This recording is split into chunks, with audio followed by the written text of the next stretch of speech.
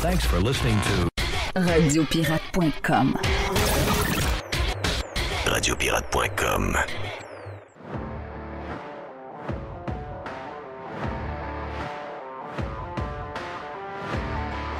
Vendredi, c'est la fin de semaine qu'on a lancée officiellement hier avec l'aubergiste. Yes sir, boum boum. C'était quoi déjà le vin là, qu'on avait? C'était un vin du Saguenay? Oui, c'est un vin du Saguenay, justement. Oui, c'est ça. Hein? Ça s'appelle la Tercera. Puis j'ai eu une couple de messages qui m'ont dit il est dur à trouver. Dur à trouver dans le sens qu'il n'a pas des grandes quantités. Ouais. C'est ce point-là là, qui... Mais c'est un vin extraordinaire. Allez dans le site de la SAQ pour voir Et où il est. voilà. Entre autres, c'est un bon truc. Mon nom est Jeff Fillion. Week-end idéal pour aller au Cosmos en fin de semaine manger. On va dire comme mon chum Pat me dit, ça fait des années que je rêve de te manger. Et si vous rêvez de me manger, ben vous mangez mon burger, vous avez l'impression de manger Jeff. J'ai donc surtout les gens qui ils sont peut-être pas là, les haters sont pas là, mais ça serait une bonne affaire ça que les haters aillent manger Jeff. Donc finalement pour que Jeff disparaisse, une bonne bouchée de Jeff. Mais non, on niaise, mais c'est le burger à Jeff. Et on vous le rappelle, si vous mangez dans un des deux Cosmos ou encore vous l'amenez à la maison, vous faites livrer par Uber ou encore peu importe quoi, vous le mangez chez vous. Prenez une photo et envoyez-nous ça à burger@radiopirate.com.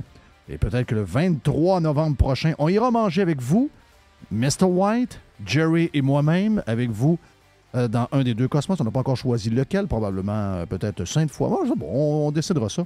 Vous êtes à Beauport, peut-être que le Bourgneuf, ça fera mieux. Mais on ferait ça. Le tirage, on le fait le 21 novembre prochain. Donc, Burger à Jeff ce week-end. Pourquoi je vous dis ça, moment idéal, c'est que ce week-end, c'est pas bien beau. Là. Donc, ce soir, aujourd'hui, c'est quand même pas pire, mais ce soir, déjà rapidement, on a deux systèmes qui se marient. Merci à Carlos Ramirez. D'ailleurs, si vous voulez avoir la température qui s'en vient dans les prochaines semaines, si vous voulez voir qu'est-ce qui se passe, Carlos Ramirez va vous montrer tout ça. Entre autres, on a une semaine froide pour l'Amérique au complet. Les deux côtés sont touchés par les changements climatiques. Donc, j'imagine que la COP27 en Égypte fonctionne déjà. Les idées de taxer de plus en plus, et ça marche parce qu'on aura une semaine froide à la grandeur de l'Amérique. Peut-être qu'il y a juste le bout, la moitié de la Floride qui n'est pas touchée. Le reste, au complet, on sera énormément en bas des normales de saison. Mais là, pour l'instant, avec quoi on deal en fin de semaine? Peut-être un peu moins d'eau qu'on avait prévu. Deux systèmes se marient, un qui arrive du Midwest, je pense, et Nicole la Poffine. Nicole la graffineuse. La graffineuse. Nicole la graffineuse qui a passé en Floride. Je pense que les bouts les plus touchés, c'est avec les vagues.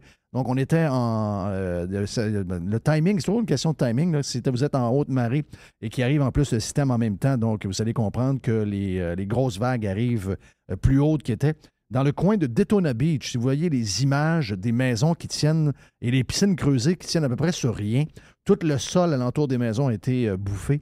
Donc, ces tempêtes-là. Puis de l'autre côté, quand vous regardez la tempête qui pousse de l'eau d'un bord, bien, de l'autre bord, donc en descendant l'œil aux autres endroits, c'est l'inverse. Donc, pour avoir un surplus d'eau d'un bord, il faut qu'il y ait un manque d'eau de l'autre, vous comprenez? Donc, c'est complètement capoté comment ça se... Et je pense que l'application Windy vous donne une bonne idée de ce qui se passe avec ce système-là, quoi qu'il est en train de se défaire, mais il y a quand même beaucoup d'énergie dedans, il y a beaucoup de précipitations. On parlait de 60, peut-être même 80 millimètres dans certains coins.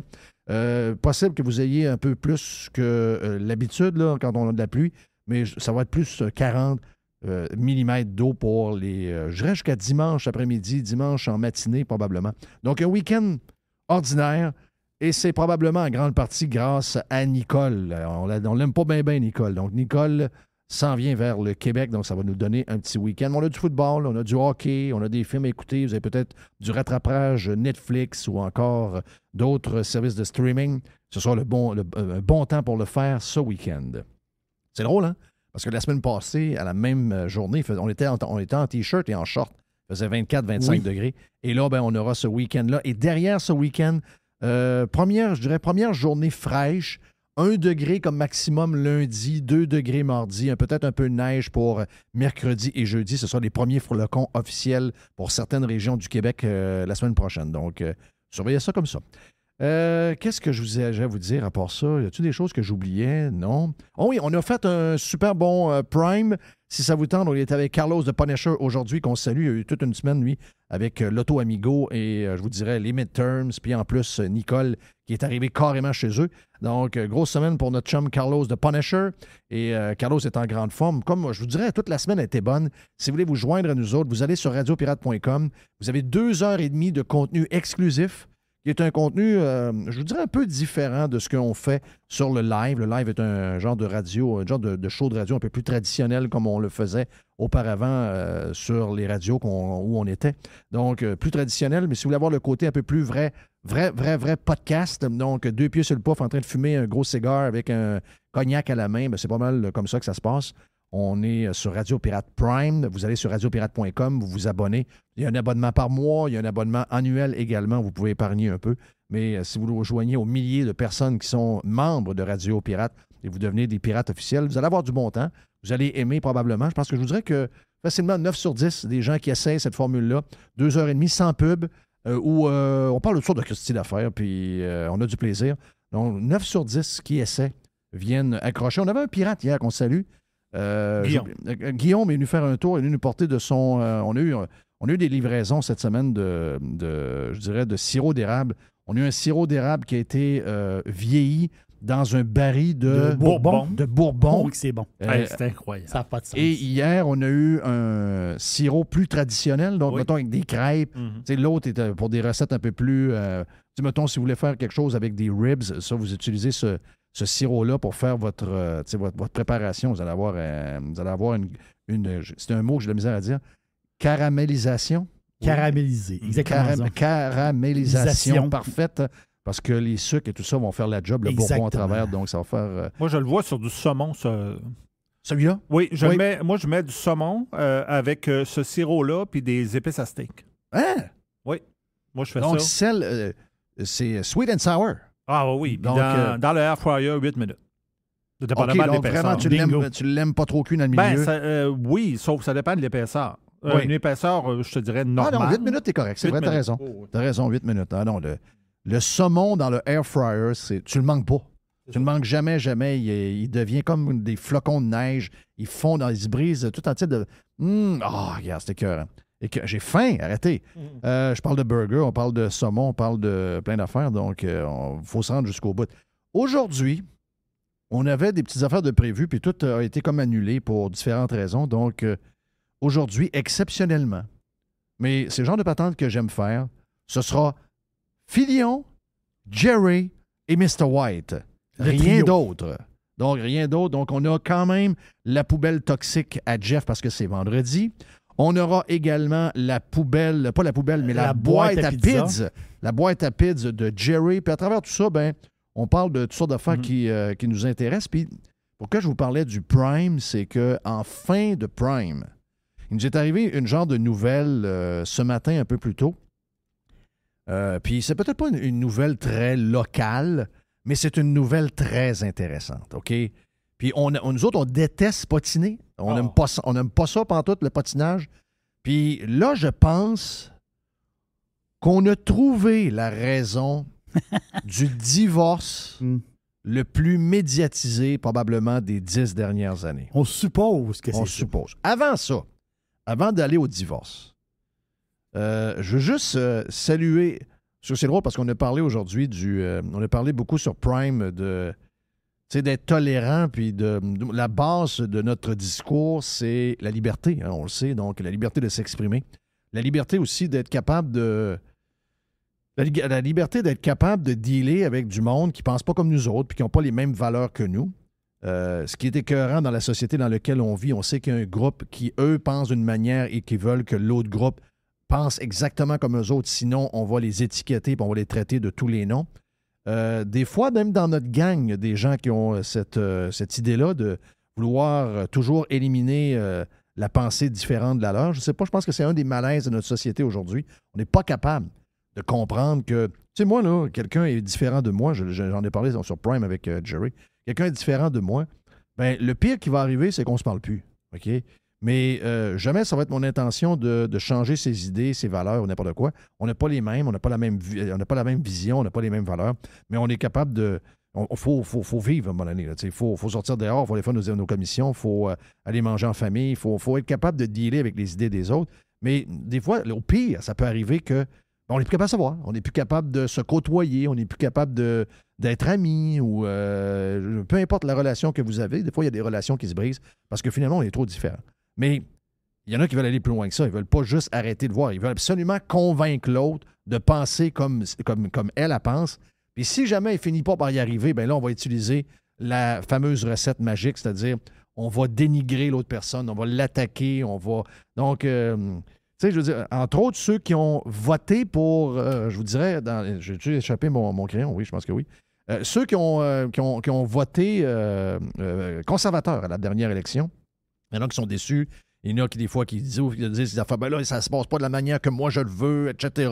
Donc, à partir du moment-là, il faut trouver une raison qui est responsable, que ça n'a pas été le résultat qu'on voulait, mais là, il faut trouver un responsable. Puis là, après ça, ben, il y a une dérape qui part, puis là, ben, il faut l'éliminer, il faut faire ci, il faut faire ça. C'est un traître à la nation, etc. Ça, ben, regarde, jusque-là, c'est pas grave. Mais si vous écrivez à quelqu'un puis vous faites des menaces, non, ça, là, on débarque. Donc, faut être tolérant. Il faut rire un peu de ceux qui pensent différents de nous, ou encore qui vont vous pousser une nouvelle que vous n'aimez pas, puis vous la twistez à l'envers, puis vous leur mettez sur le nez un peu. Moi, j'adore faire ce genre de choses-là. Il y a un exemple de ça. C'est niaiseux comme exemple, mais c'est pour vous montrer comment il y a des gens qui n'acceptent pas comment d'autres vivent. C'est écœurant. Moi, je veux dire, moi, là, personnellement, si vous vous mariez, puis quelqu'un dit hey, moi, je garde mon nom de fille, il n'est pas question que je prenne le nom de mon mari. Regarde, moi, je suis marié avec ma femme. Ma femme a son nom de famille. J'aurais bien aimé ça qu'elle prenne mon nom mon nom à moi. Je veux dire, on était élevés que. Puis ma mère est pareil. Ma mère était probablement une des premières femmes à ne pas prendre le. Je pense que probablement quand elle était jeune, oui, mais rapidement, dans les années 80, elle est revenue avec son nom de fille. Donc, elle était probablement dans les premières. Puis ma blonde, elle, n'était pas question de ça. Mais moi, tu sais, ma blonde, ça serait appelé, au lieu d'être MC Poubelle, ça aurait été MC Poubelle Filion. Ben, tu sais, j'aurais aimé ça. Oui, j'aurais aimé ça, mais ça n'a pas été une discussion. Là. Tu sais, j'ai pas demandé, vas-tu prendre mon nom? Mais là, Ben Affleck et Madame... Jennifer Lopez. Jennifer Lopez, elle a décidé, elle, qu'elle veut montrer qu'elle est commis à son homme. Et elle a décidé de s'appeler Jennifer... Affleck. Bon. Là, vous avez une dame à Québécois, la blonde à Richard Martineau. Oui. Elle a dit, puis ça, c'est correct, elle peut dire ce qu'elle veut. C'est juste que moi, si j'ai une patente de même avec la conclusion qu'elle a là, moi, si je dis ça, je suis quasiment en prison. Là. Elle a dit, si quelqu'un... Hey, elle dit, tu caves, ça? Elle dit, si quelqu'un ose m'appeler Sophie Martineau... Elle dit, j'y arrache la tête. J'y arrache la tête. Ça, c'est le genre d'expression utilisée par... Pas une expression. Les gens de gauche, les gens de cette gang-là peuvent utiliser cette expression-là. Le maire Labaume était un bel exemple de ça. Sauf qu'il y a des gens, dépendamment des idées que vous avez puis qui vous êtes, c'est le genre d'expression que c'est pas tout le monde qui peut utiliser. Bonjour, Mme Martineau. Yes. Moi, je veux saluer Mme Sophie Martineau. Donc, je veux voir comment elle va m'agresser physiquement. Mais je veux la saluer parce que je pense qu'elle est mariée avec. Je vais l'appeler Sophie Martineau, juste pour la faire crinquer un peu. Mais je comprends pas ce bout-là. Je comprends le fait qu'il y a des gens qui ont des comptes, des comptes sur les réseaux sociaux, qui ont des articles qui doivent avoir des clics, qui ont des tribunes, mettons, sur un podcast quelconque. Je comprends la patente. Je suis là-dedans depuis toujours. Je comprends qu'il y a un côté spectacle, puis il faut remplir du temps, puis il faut avoir de l'impact. Je comprends tout ça. Mais je comprends pas le bout où ce que... Chris, c'est pas... Elle t'a pas dit tu dois changer ton nom avec le nom de ton chum. Elle l'a fait pour elle. C'est quoi ce mal? C'est un mal du siècle, ça. C'est pas une loi, là. Elle peut-tu faire ce qu'elle veut? J'essaie de comprendre. Sérieux, on dirait parce qu'ici au Québec, je peux me tromper là, de quelques années, là, mais j'ai souvenir que dans les années 80 ou 90, les années 80, je pense qu'ils ont comme modifié quelque chose dans une loi pour permettre aux dames qui avaient à l'époque changé de nom pouvoir reprendre leur nom de famille. Okay. Il y a eu une espèce de de mouvements comme ça là, pour... Est-ce que ça se peut que dans le temps, c'était comme automatique? Je pense que c'était automatique. Tu changeais de nom. Exactement ça. Puis on a changé la loi.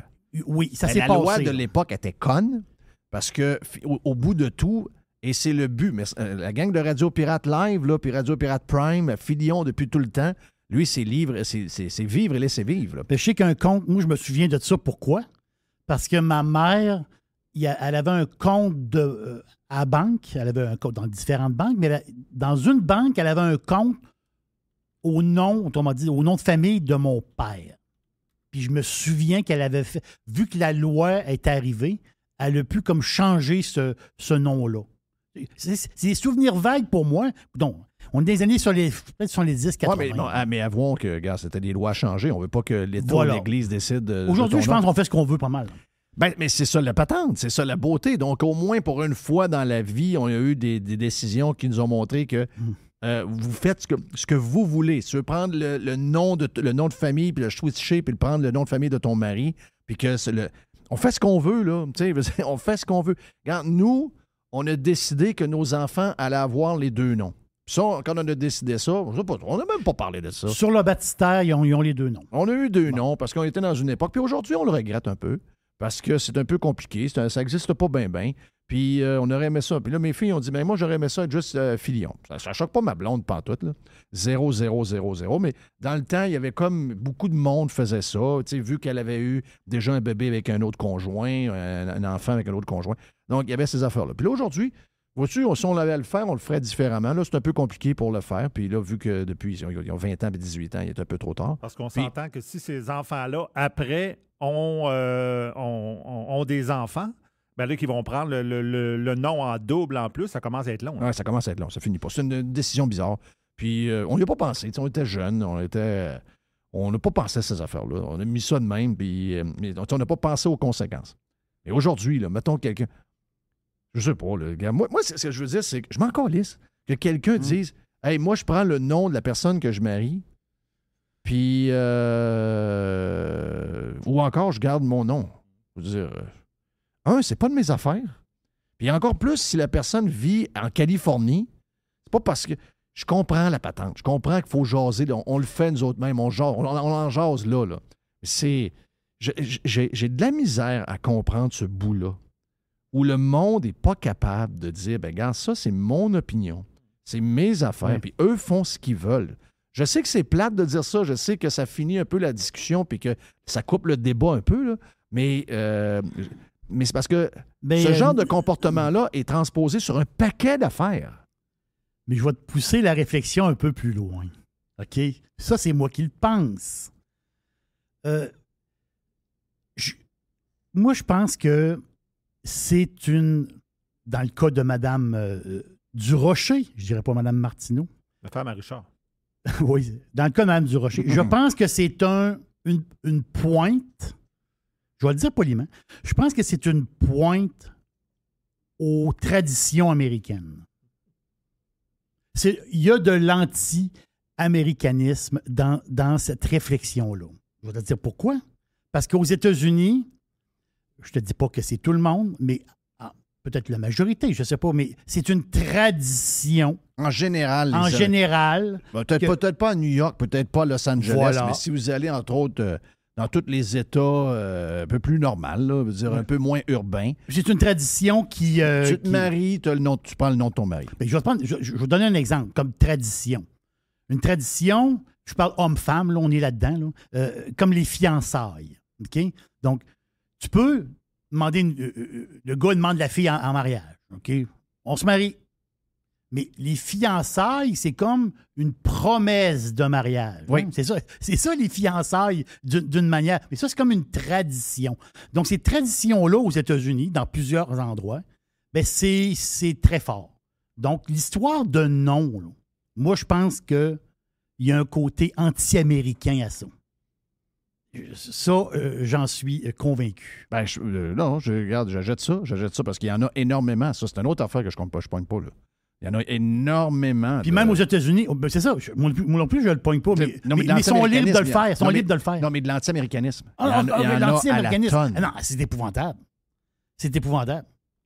Puis, je vais Mais as-tu remarqué qu'il parle de eux à longueur de journée? Il parle de ça à longueur de journée. Tu sais, moi, si, mettons, j'haïs les Allemands, je ne parlerai pas des Allemands à tout bout de champ. Là.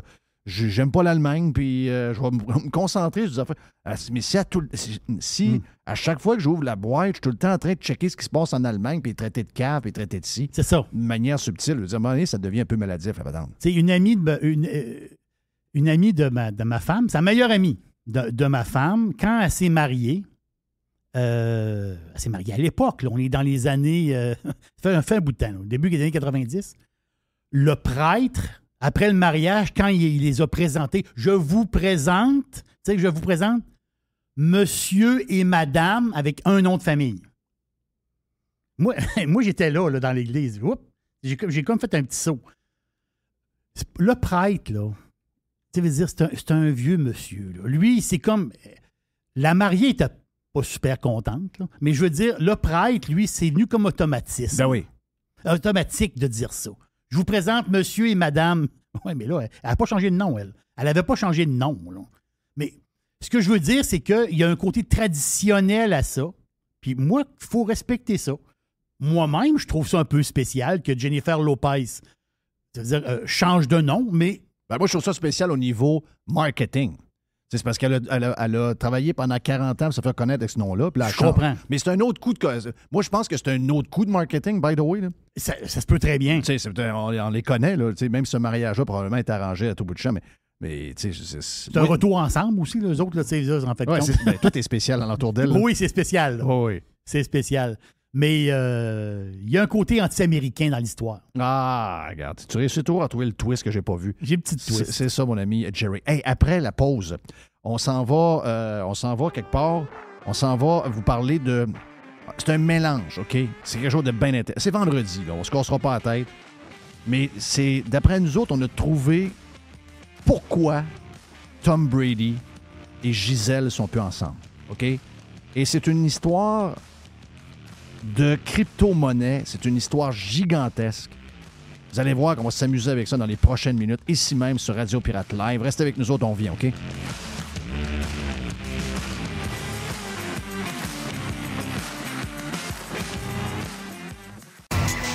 Juste du bon stock. La radio pirate de Jeff Fillion. RadioPirate.com. This is going to give you the energy to go on. Radio Pirate. Radio Pirate.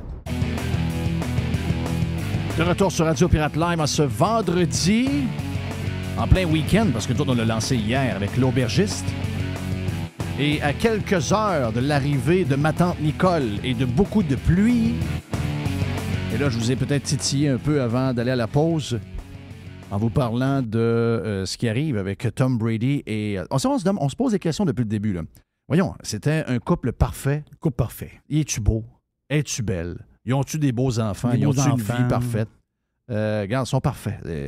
Elle est un peu... je pense qu'elle est un peu crinquée. Je ne la connais pas personnellement, mais elle, je pense qu'elle est crinquée. Moi, j'ai l'impression qu'elle est très activiste en dedans d'elle. Ça n'enlève rien. Regarde, il l'a choisi, puis il l'a gardé, donc, puis il a fait des enfants, je veux dire, qui endurent. Mais, tu sais, entre autres, au niveau de la bouffe, c'est quelqu'un qui était végétarienne. Moi, je pense que Tom allait manger des petits doubles cheeseburgers chez McDo en cachette. Des petits doubles cheese. Non, oui, de temps en temps. Chérie, faut que j'aille faire... Je vais aller m'entraîner. Donc, vous allez s'entraîner tout de suite après, 2 petits cheese, vite. Allez se brosser les dents quelque part dans une chambre de bain de station-service pour être sûr qu'ils ne sentent pas. Un peu de push-push. Non, c'est sûr qu'il y avait des affaires bizarres, mais il l'aime. Puis, on va dire de quoi, je pense que même si elle a quelques défauts, comme nous, on en a, puis tout le monde en a, j'ai l'impression que quand tu regardes Gisèle, tu te dis, elle peut avoir 2-3 défauts de plus que la moyenne. On va apprendre pareil. Mais là, il est arrivé quelque chose de bizarre. Puis là, tout le monde se pose la question, comment ça se fait? Au début, c'était, si je fais la chronologie là, des patentes, au début, c'est, elle n'est pas contente parce qu'il a décidé de ne pas rester à la maison avec elle, parce qu'il a décidé de rejouer au football. OK? Il avait pris sa retraite.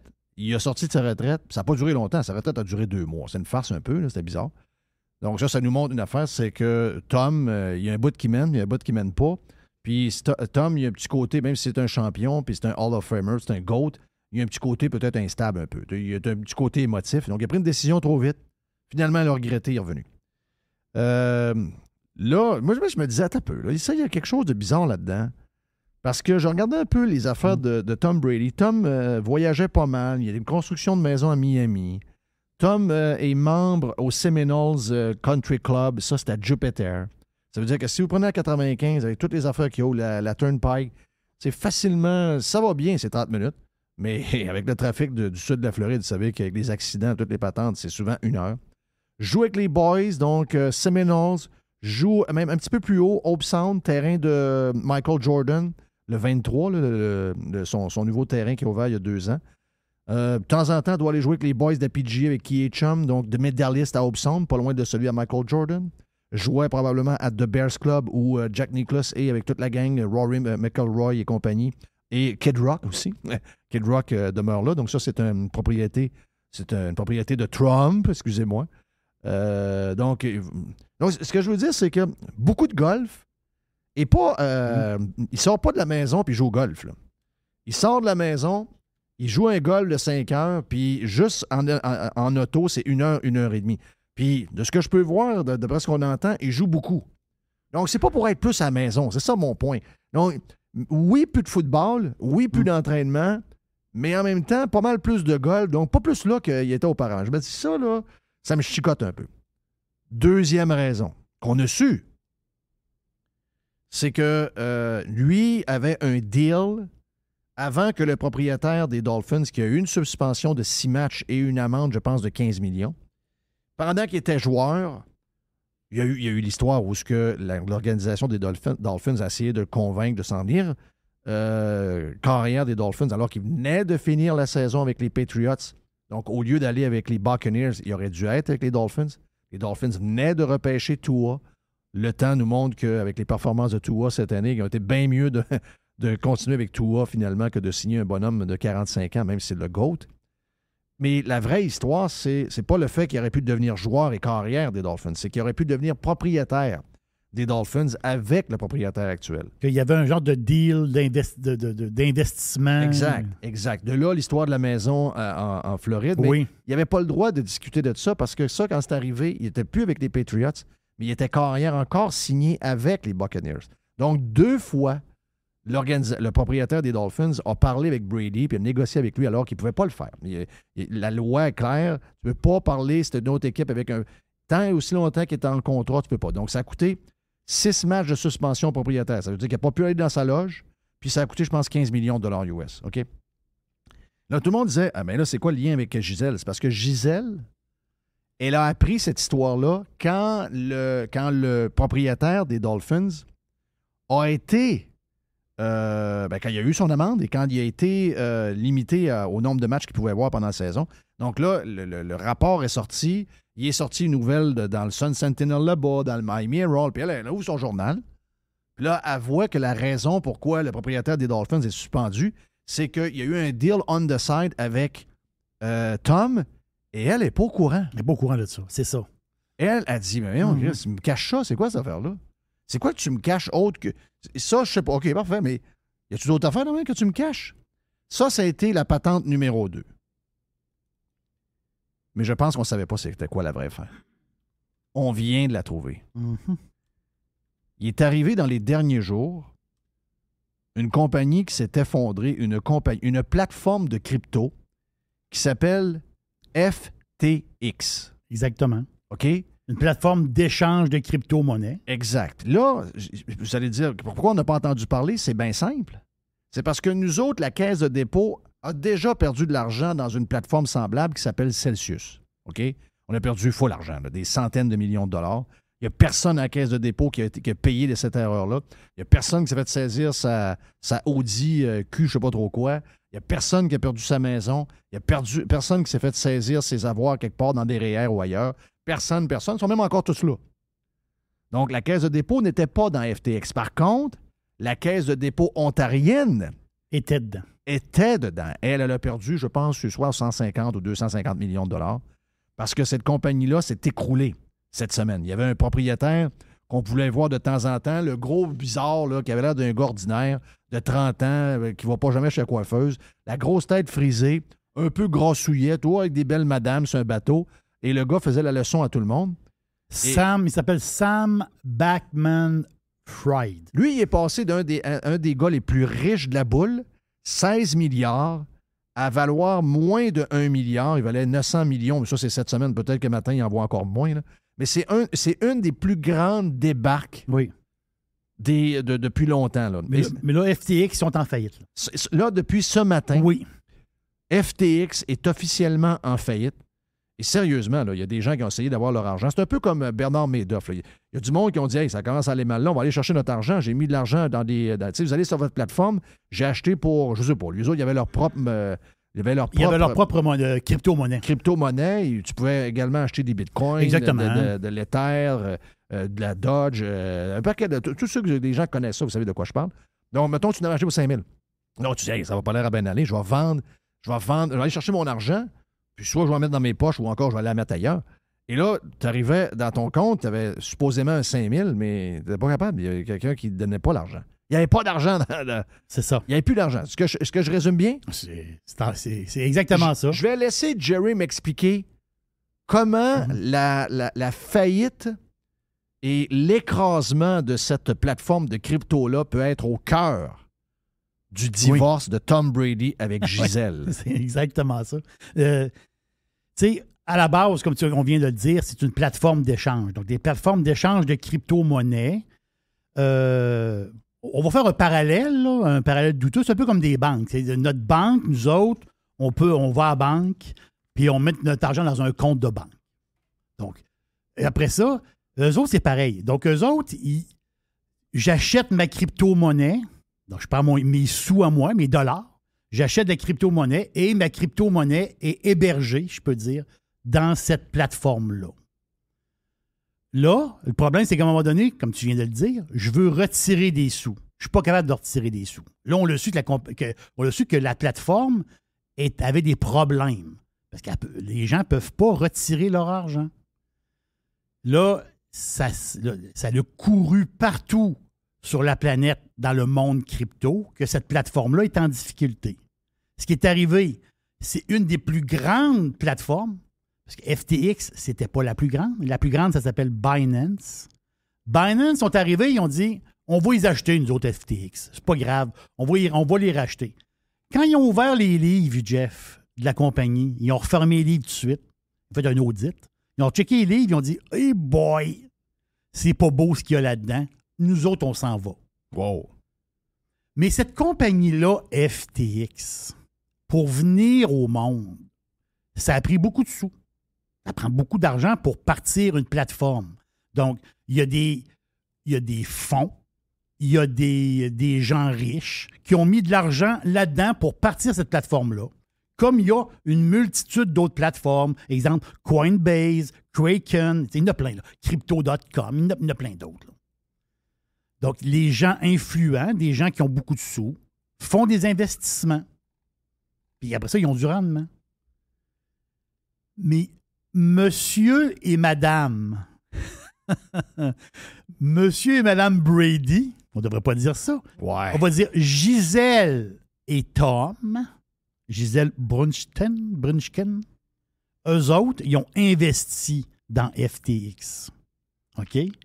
Et elle et lui ont fait de la publicité aussi. En même temps, en étant même investisseurs, ils ont fait de la publicité. Il y avait de la publicité à la télévision il y a à peine 6 mois. Oui. Tu voyais Tom en train de faire de la pub, elle qui fait de la pub pour cette plateforme-là. Et l'argent qu'il aurait mis, là, le montant, parce que c'est dur à savoir exactement, il y a des places qui vont dire 600 millions. Il y a des places qui vont dire 650 millions. Mais on va s'entendre pour 600. Oui. Ils ont mis 600 millions de dollars d'investissement dans cette plateforme-là, qui vient de déclarer faillite ce matin. Eux autres, ils ont investi dans la compagnie, puis en même temps, il y avait des crypto-monnaies aussi. Ils ne pouvaient même pas sortir leur crypto eux autres mêmes, même s'ils étaient investisseurs. Là. Ils ne pouvaient rien faire. L'argent était bloqué dans la compagnie. Et là, ils viennent de déclarer faillite. Donc, Brady et Gigi, ils viennent de perdre 600 millions de dollars. Mais l'affaire du divorce, c'est qu'ils le voyaient venir. On le sait bien. Il y a 2 semaines, 3 semaines, 1 mois peut-être maximum. Eux autres, peut-être qu'ils voyaient la soupe chaude. Ils voulaient peut-être retirer leur bille de ça. Et s'il y en a qui disent « Ah, mais ils en ont plein de cash », mais attends un peu. Selon les différents sites qui analysent, on ne sait pas. Là, on sait pas, on sait pas combien on ils va valent. on va le savoir. Que tu veux dire la valeur du couple? Oui, la valeur du couple, ce qu'on voit. Là. Parce que si je fais une recherche sur les différentes places où on parle de combien elle vaut, Gisèle vaut plus que Tom Brady. Oui. OK? Gisèle vaut 400 millions de dollars. Lui, il vaut à peu près 380 millions de dollars. Donc, à deux, sont un peu moins que 800 millions. Ah, oui. On comprend que demain matin, là, puis c'est peut-être plus, ils ont peut-être investi dans les dernières années, ça peut être fructifié, il y en avait peut-être de l'os. On comprend là, qu'ils ne vendront pas une maison et ils n'iront pas s'installer dans une maison mobile. Il en reste peut-être 200.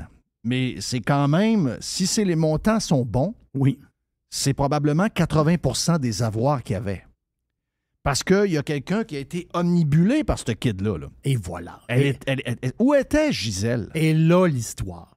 Parce que imagine-toi, là, on s'entend-tu que mettre 600 millions de dollars d'investissement dans une patente, je dis pas que FTX c'était pas bien bâti à la base. C'est pas ça. Mais Christophe, tu vas mettre peut-être plus que la moitié de ta fortune dans une patente. Ça n'a pas de bon sens.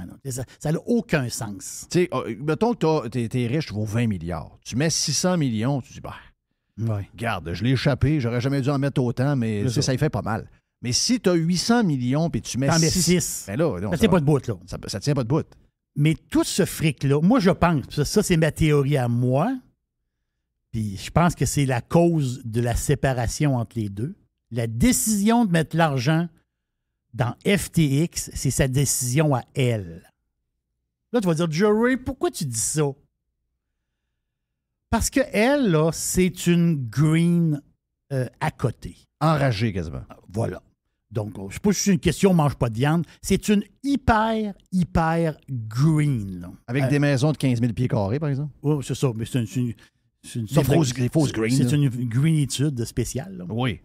Mais ce qui arrive, c'est que FTX ont fait des promesses.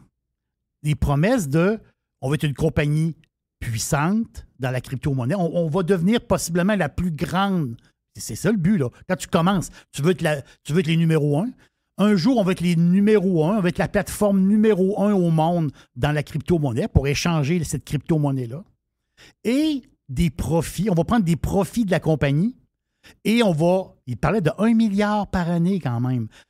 Si un jour, ils font des profits, puis des milliards de profits comme ils voulaient faire, ils disent on va mettre de l'argent dans des causes environnementales. Oh, le mot magique. Et moi, je pense que c'est pour ça que le boss de FTX, le gars frisé qui a une drôle de face, qui vient de faire couler des milliards de dollars à cette compagnie-là, bien, il y a plusieurs, facile à trouver, là, vidéos, conférences, où lui, il est avec Gisèle. Ils sont ensemble, main dans la main, pour parler d'environnement.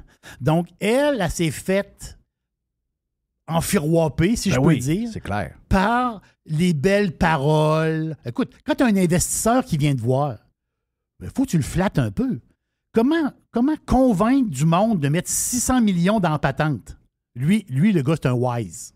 Lui, il a dit, oh boy, elle aime les causes vertes. Elle est craquée pas mal. Elle est craquée pas mal. Hey, si tu embarques avec nous autres, là, on va devenir très, très gros. On va faire plein d'argent. Puis nous autres, là, on va mettre plein d'argent dans les affaires d'environnement. Là, c'est extraordinaire.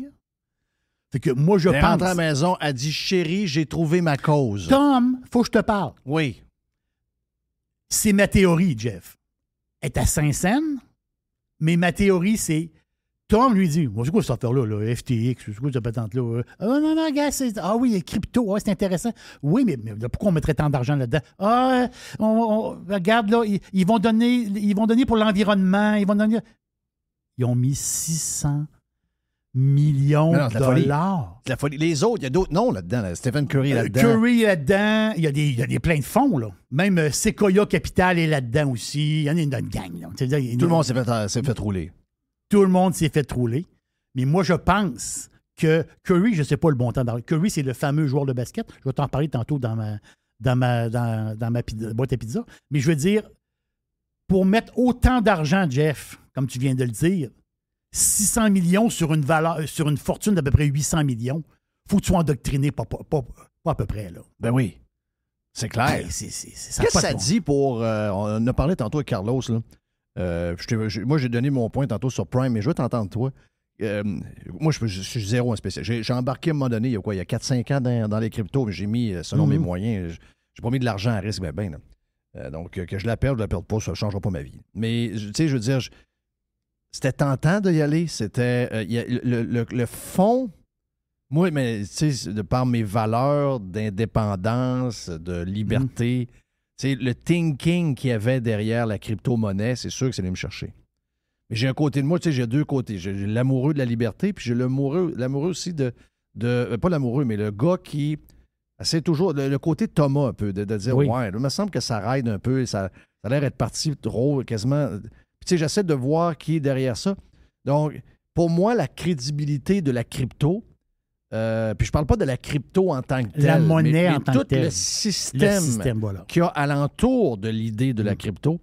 Tu sais, je trouve qu'il arrive beaucoup d'affaires que... Tu sais, parce que le but, c'est que beaucoup de monde embarque et que beaucoup de monde ait confiance, parce que tout est basé sur la confiance. Mais là, il arrive ces affaires-là.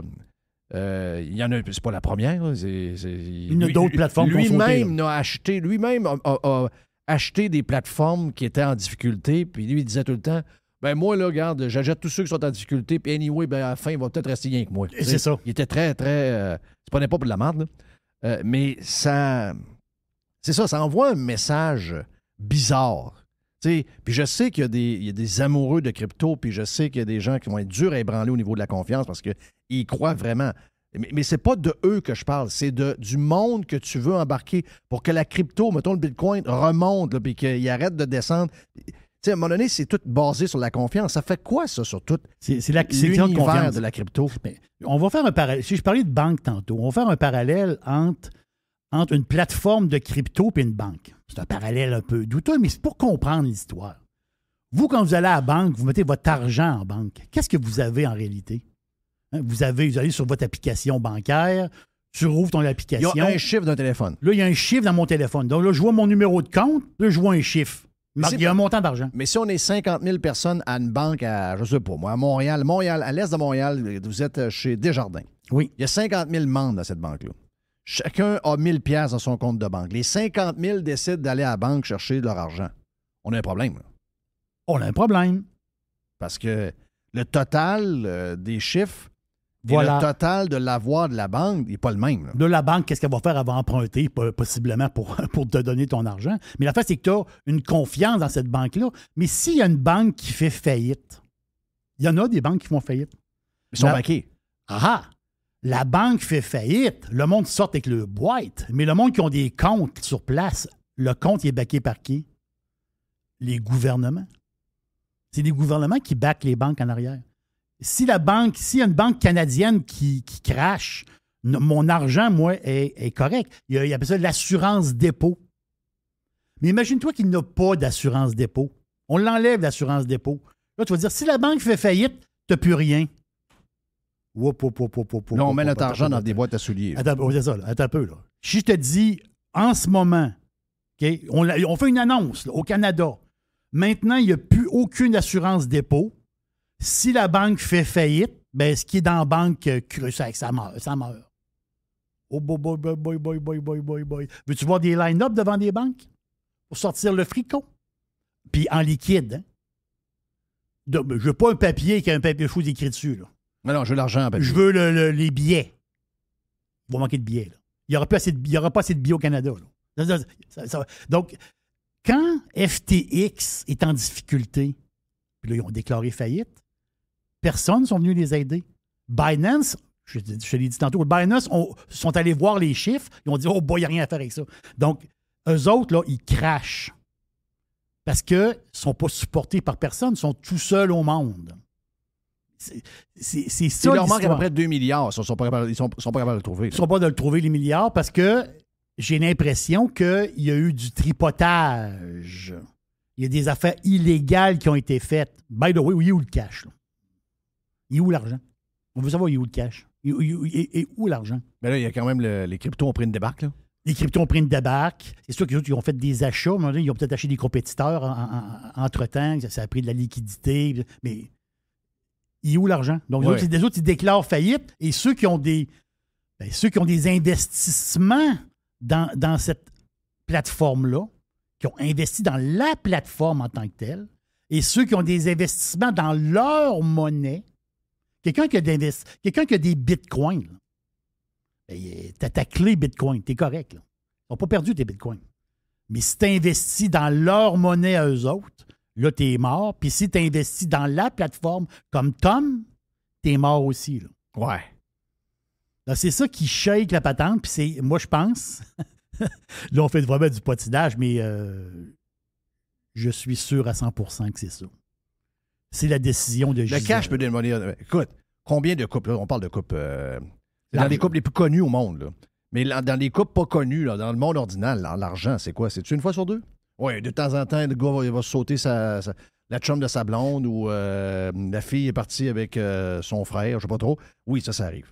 Mais l'argent, c'est souvent... Là. Ben l'argent, c'est quoi l'argent? C'est que tu vas manger avec ta femme au restaurant, OK? Puis tu te dis, on prend-tu une bouteille de vin? Ah non, trop cher, la bouteille de vin, trop cher. On va prendre 2 coke diète. Mais la veille, tu viens de t'acheter un kit de goaler de hockey à 2000 $. La fille va dire, ouais, mais tu achètes un kit de goaler à 2000. Peux-tu prendre une bouteille de vin au restaurant? Peux-tu prendre une bouteille de vin au restaurant? Non, on ne peut pas prendre une bouteille de vin au restaurant. Ah ben mon sacrement. Ben là, je peux te mettre dans l'autre sens aussi, là. C'est-à-dire, la fille qui va s'acheter... la fille qui sort de chez Gucci, là. Oui. Je mets des images, là. Elle sort de ses Gucci, puis à un moment donné, tu dis, hey, chérie, peux-tu me ramasser un 41 de vodka, telle sorte, à SAQ?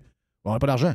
Pas d'argent. Tu as acheté une boursière de 1500 $. On peut s'acheter une petite bouteille de rhum? Ben oui. Non, on peut pas. Non, c'est trop cher. La bouteille est à 30 $. Mais là, c'est un peu, là. Mais c'est ça, les chicanes de couple. Oui. D'un bar, ça dépense plus que l'autre. Puis là, ils n'ont pas d'entente. Ou ça arrive plus. Là, ben, je te l'avais dit de pas acheter ce roulotte-là. Je te l'avais dit de pas avoir ton maudit gros pick-up. Ça. Regarde, on les pognait avec ça. On met mes 1500 $ de gaz dans ton maudit pick-up tout le temps. Ben, c'est des affaires de même. Ça, c'est des problèmes d'argent. C'est des problèmes de pauvres, parce que nous autres, on est pauvres. C'est ça. Mais les autres sont riches, mais ils ont des problèmes pareils. Mais quand il y a des problèmes d'argent, souvent, les vacances vont sauter. Donc, tu n'as pas de vacances. On chicane jamais ben en vacances. Mais là, on ne peut pas prendre de vacances. Ouais. Ah non, c'est tout un monde. Il y a du patinage là-dedans. C'est épouvantable. Ça fait très vendredi. On adore. Vous êtes sur Radio Pirate Live. Mon nom est Jeff Fillion. C'est la poubelle toxique à Jeff après.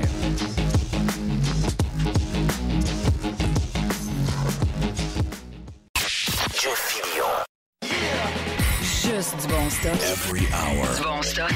RadioPirate.com. Get pirate or get out. La poubelle à Jeff. Toxique! La poubelle à Jeff. Toxique! La poubelle à Jeff.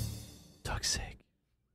Parce que le vendredi, des fois... On est plus en douceur. On est plus un cran plus bas, parce qu'en vieillissant, la voix... Hein, oui. Les chanteurs font ça. Tu as remarqué que les bands font ça. Ils descendent de 1 ou 2 temps la toune pour être sûr que les chanteurs sont capables de la chanter.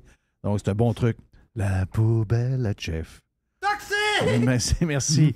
Hey, salutations aux vétérans puis aux gens de l'armée en général. Donc, je sais qu'on a beaucoup de pirates qui ont été dans l'armée ou d'autres qui le sont toujours. Donc, vous êtes salués. C'est jour du souvenir aujourd'hui.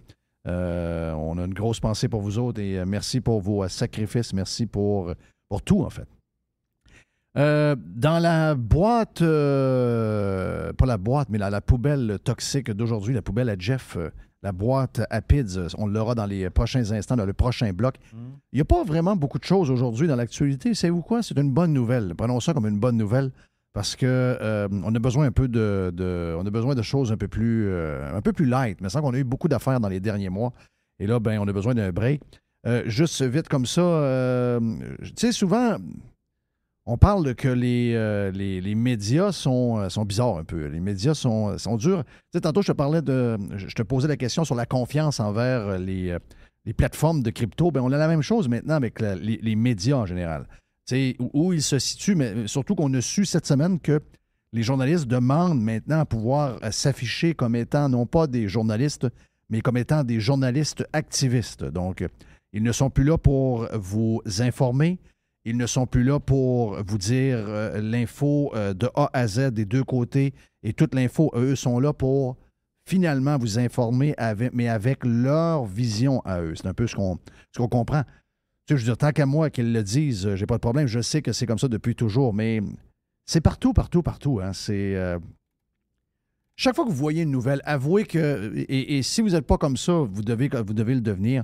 Je sais que nos parents, souvent, qui écoutent LCN, on l'a vu pendant la COVID, ne font pas cette réflexion-là, cette gymnastique-là. Il y en a des fois qui pensent trop et qui deviennent un peu débiles, mais en général, si vous voyez une nouvelle, vous devez toujours vous demander si la nouvelle est vraie. Et peu importe qui. Tu sais, des fois, on a une relation, des fois, on dit « Ah, ben ce média-là, je le truste, je ne sais pas pourquoi, mais j'ai une confiance. » Faites jamais ça. Faites jamais ça parce que, par expérience, OK? Par expérience, à chaque fois que j'ai eu affaire avec des médias et à chaque fois que j'ai vu le compte-rendu qu'ils ont fait, c'est bourré d'erreurs. C'est bourré de dire, mais non, c'est pas ça, je leur ai dit pantoute. Donc, ça, vous l'entendez souvent, mais moi, je peux vous le dire, je l'ai vécu. C'est quasiment 100% du temps. C'est quasiment un compte-rendu complètement faussé, un compte-rendu même qui est biaisé. On en a parlé avec Régent cette semaine. Un autre exemple ce matin. Ruther. Est-ce que c'est. Dois-tu le dire à la française? On peut le dire à la française. Ruther. C'est quand même pas les. C'est parce que eux autres, pourquoi c'est important, c'est que Ruther donne de l'information. Tu sais, tous les réseaux tous les médias qu'on connaît sont abonnés souvent à ce genre de fournisseurs de nouvelles. Une agence de presse mondiale. Exact. Donc, si eux autres sont croches, imaginez-vous le reste. Ils nous disent, tu sais, peut-être que si j'avais pas eu le commentaire de la personne qui est concernée, j'aurais dit « Ah ouais ». Puis je me serais pas douté de la nouvelle. Maudit crif, des fois, il faut faire attention. Et là, ça dit... je l'ai vu tantôt, je l'ai vu quand ça a sorti, ça m'a popé. Moi, je suis Ruther. Ils ont une bulle bleue, donc ça veut dire que ça va être crédible. Tesla considère d'exporter de la Chine, donc ils vendraient aux États-Unis des chars Tesla faits en Chine. OK? Et ce que dit Ruther dans le tweet et l'article, c'est que la raison, c'est que Tesla s'est rendu compte que finalement, faire des voitures à Shanghai, ça coûte vraiment moins cher que les faire aux États-Unis. Puis qu'il y a une baisse aussi de la demande des Tesla en Chine. Parce que là, il faut se le dire, là. Depuis 2 semaines, Elon Musk ne fait plus rien de bon. OK? Il n'y a plus rien de bon. Tout ce qu'ils ont aimé, tout ce qu'ils ont adoré de Elon Musk, il n'y a plus rien qui marche. OK? Bon, ça a rapport avec Twitter. Comment il a pu devenir en si peu de temps l'ennemi à abattre, le gars maintenant, avant qu'on tripait, tout le monde tripait sur Elon Musk. Tout le monde disait, ouais, tout ce qu'il a fait dans la vie, c'est incroyable. Là, du jour au lendemain, il devient un trou de cul. Et même les grandes agences d'information sont tombées là-dedans. Donc, ils disent, bon, là, ils font des chars en Chine, ils vont les exporter vers les États-Unis, ils vont vendre des chars made in China aux US, ça coûte moins cher à produire, ils vont faire plus de profit. Puis en plus, donc c'est rien que des mauvaises nouvelles. Puis en plus, ils vendent moins de chars Tesla en Chine, il y a moins de demandes. Elon Musk a répondu à la nouvelle, qui a quand même, c'est quand même 5079 likes, là, donc il y a beaucoup de monde qui l'ont vu. Puis Elon Musk, il répond. Faux. Il n'y a pas écrit d'autre chose? That's it. C'est faux. Tout ce qui est écrit là, c'est faux. Il n'y a pas besoin de... Lui, il sait que c'est faux. Et là, ça me met... Moi, je ne suis pas Elon Musk, là, mais je veux dire, j'en ai eu des histoires dans les journaux, comme je vous dis. C'est toujours de même. Donc, à chaque fois que ça touche un milieu que moi, je connais, puis j'ai rencontré plein de monde, mais ça, c'est mon milieu. Ce qui est écrit dans le journal, c'est tout croche. C'est pas vrai. C'est tout twisté de la mauvaise manière. C'est de la désinformation mur à mur. Et sérieux, c'est certainement un de nos problèmes dans la société aujourd'hui. On n'est plus capable de truster rien. Donc, le principal intéressé par cette nouvelle-là nous dit « Oublie ça, là. Oublie ça, c'est pas ça pantoute. » Dans la poubelle toxique de Jeff, petite nouvelle sympathique dans la... Ben, toujours sympathique. C'est nouveau, ça, le Journal de Montréal qui nous demande de s'inscrire maintenant parce qu'il y a un genre de paywall ou je sais pas trop quoi. C'est peut-être pas un paywall, mais il vous demande de vous connecter pour avoir accès à l'article. Mais anyway, j'ai pas besoin au complet. C'est qu'on nous montre qu'il y a des gens sur TikTok qui font des concours. Et pour vous montrer comment on est complètement fraisé. Moi, ça fait des années que je demande à la régie de la loterie et des jeux d'arrêter d'embarquer dans cette histoire-là. Ça tient plus la route. je veux dire, on est dans un univers global un peu. On est dans une place où ce que... puis depuis quoi? 15 ans, les premières fois que j'ai rencontré des gens, ils sont venus s'asseoir en studio, même à Radio Pirate, ils sont venus. Expliquez-nous ça, pourquoi on ne peut pas participer à un concours sur Internet. C'est parce ils nous disaient toujours, on veut vous protéger. Moi, mais j'ai pas besoin que tu me protèges. Si je rentre dans un email, dans un site de Nike, puis que je peux gagner un hoodie Nike, Ben oui. au pire aller, je gagne pas. J'ai pas besoin que tu me protèges, j'ai pas besoin de toi. Et c'est quelque chose qui énerve le monde depuis tout le temps parce qu'on est un des seuls endroits au monde où on ne peut pas participer au concours sur Internet. Là, le Québec, le ci, le ça. Ça serait dans l'après-midi. Là. Ben, C'est pas, même pas. Ça fait 15 ans que ça dure. Mais non, il continue. Il continue. Je veux dire. Tu sais, je ne sais pas où ils sont. J'imagine que s'ils parlent français, puis ce sont des Québécois, j'imagine qu'elle est à Montréal, elle est à Québec ou à quelque part au Québec. Je comprends ça. Mais qui vous dit que la personne du Québec, qui est une TikTokeuse à succès, puis qu'elle, elle décide, pour avoir plus de followers, de donner... elle donne 200 pièces. Elle dit, regarde, là, j'ai 200 pièces à donner, vous devez faire telle affaire, vous devez faire vous me suivez, puis vous envoyez ça à des gens que vous aimez, puis parmi les gens qui aiment, je vous donne 200 pièces. Oui. Il y a plein... Ben, l'article de la patente, c'est loterie illégale sur TikTok, des influenceuses québécoises s'en mettent plein les poches. Premièrement, moi, s'il y a des gens qui s'en mettent plein les poches sur TikTok, bravo. Regarde, bravo de se servir de ces médias-là pour vous faire un gagne-pain. Je ne sais pas comment on peut être comme ça. Alors, premièrement, faire de l'argent sur TikTok, sur YouTube, sur Spotify. Nous, on fait de l'argent sur Spotify avec la pub et tout. Dire, voyons, on est en 2022, comment on wake up? Et là, je ne sais pas tout l'article, mais ça dit que, entre autres, Chloé Lafontaine, puis après ça, tu as Ariane Chouinard-Laporte. Il y en a d'autres également là, qui sont des stars de TikTok. Puis ils font des concours. Comme là, il y en avait une qui donnait 200 pièces. Puis elle a dit, je donne ça, là, direct live, là. C'est Ariane Chouinard-Laporte qui faisait ça mercredi, hier. Et ça énerve. Ça énerve les journalistes. Là. Les journalistes vont voir la gang pas de l'Auto-Québec, mais c'est la régie des jeux et des loteries. Ils vont voir ça et ils disent, non, on n'a pas le droit. Mais voyons, vos histoires, ça marche plus, là. Il n'y a plus rien qui marche. Je comprends que vous allez finir probablement par vous entendre avec DraftKings ou avec Fuel, pas tant de choses. Vous allez tellement le serrer et chenol avec les histoires d'adresse IP et tout, qu'ils n'auront pas le choix de faire comme ils ont fait en Ontario. Mais comment pouvez-vous contrôler quelqu'un? Vous ne savez même pas elle est où. Elle est peut-être à Calgary, elle est peut-être en Floride, elle est peut-être je ne sais pas, à Chicago ou carrément en Europe, puis qu'elle fait son vidéo puis qu'elle demande à quelqu'un de participer. Et ces gens-là participent de plein gré. Puis ils s'attendent à rien. Au pire, ils gagnent. C'est le mieux qu'ils peuvent avoir. Mais souvent, quand on participe à ces patentes-là, on ne s'attend pas à gagner. Mais anyway, ils le font pareil. Souvent, c'est pour avoir des followers. Oui. Venez me voir. Si vous vous inscrivez, je fais un tirage. Rien là. Moi, je trouve ça tout à fait normal. Mais ça vous montre la déconnexion pareil. Et on est mené par parce que si vous allez dans le gouvernement, vous allez voir quel genre de système ils ont complètement. Tu sais, on en parlait cette semaine, on était avec notre chum Yves Hébert qui est lui faire un tour puis qui représente une compagnie informatique qui pourrait régler un paquet. C'est pas informatique, c'est une compagnie. On disait ça dans le temps, là, mais ça, c'est une compagnie. De logiciel, mais tu sais, web, c'est dans le cloud qui nous permettrait d'avoir chacun notre dossier médical quand on va telle place à l'hôpital ou encore, au lieu d'avoir 30 cartes d'hôpital différentes puis d'avoir des dossiers qui ne sont pas unis nulle part, on aurait un dossier unique dans le cloud. Puis peu importe où vous allez voir le médecin, peu importe l'hôpital que vous allez, boum, il apparaît. Donc, les gens sont capables de le consulter, le médecin est capable de le voir. Puis, je sais, j'arrêtais pas de poser la question, mais comment ça qu'en 2022, on parle de ça? Bien, la réalité, c'est que ces gens-là qui nous dirigent, autant les élus, c'est pire. Les élus, c'est épouvantable. Les élus, ce sont des idiots technologiques. Là. La majorité sont des idiots technologiques. Rappelez-vous certains politiciens qui ont essayé de nous passer des histoires de cloud avec des cartes magnétiques. C'était une risée totale. Ils ont perdu des millions de dollars là-dedans. Mais c'est ça la grandeur de la machine. C'est une machine qui n'est pas branchée en 2022. Qu'on soit pour la technologie ou non, c'est pas la question. La question, c'est que on a des possibilités maintenant immenses de gagner de l'argent, d'attirer du monde, d'avoir de l'intérêt. Avant, on passait par des journaux en papier. Avant, on passait par la radio traditionnelle. Avant, il y avait un poste ou deux de TV. Maintenant, c'est démocratisé. Tout le monde peut avoir son propre média et tout le monde est capable de trouver une manière de se financer.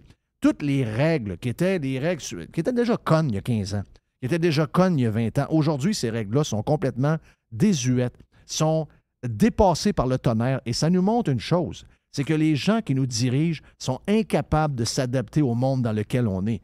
Et j'arrive à une affaire, je bifurque parce que ma réflexion va plus loin que ça.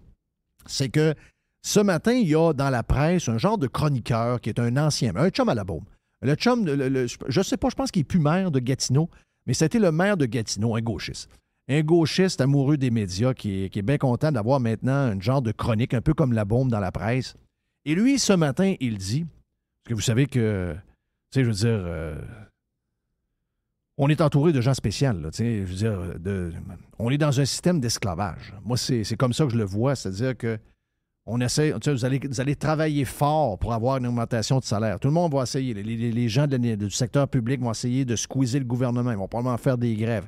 Ils vont peut-être gagner, je ne sais pas, moi, sur 3 ans, 4 ans, ils vont gagner 8, 9, 10 % en raison de l'explosion du coût de la vie. Ils vont penser avoir gagné quelque chose. La réalité, c'est quand ils vont finir cette convention-là dans 5 ans, ils vont se rendre compte qu'ils sont aussi pauvres, sinon plus pauvres qu'ils étaient avant. Donc, tous les gains vont être bouffés par tous ceux qui viennent le chercher.